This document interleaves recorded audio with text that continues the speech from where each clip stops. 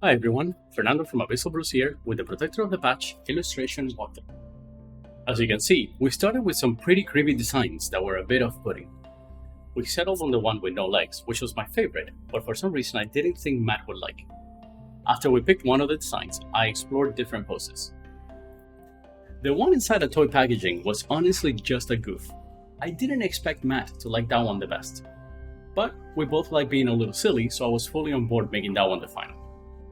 The packaging was much too modern, so Matt asked me to turn it into something that would fit a fantasy setting a bit better, even if it still retained some of the anachronistic features. I played around a bit with making the packaging look more professional, but frankly, Procreate is not super good for something like that, and I'm also a terrible graphic designer. Matt offered to do the graphic design part, but I hate adding to his already heavy workload, so we took a shot at making the packaging look homemade.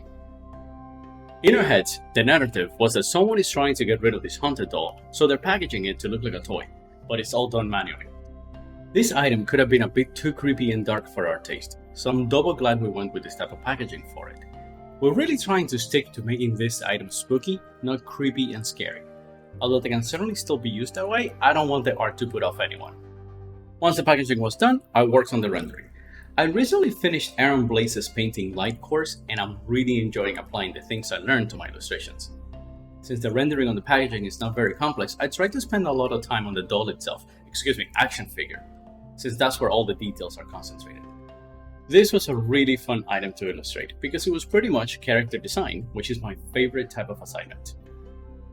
Thank you so much for watching. Visit AbyssalBrews.com to find all of our D&D homebrew releases, as well as links to our YouTube page where you can see a lot more of these videos. And if you're not already, make sure you follow us on Twitter, where Matt is constantly posting work in progress, DM tips, advice for creators, and tons of other great content.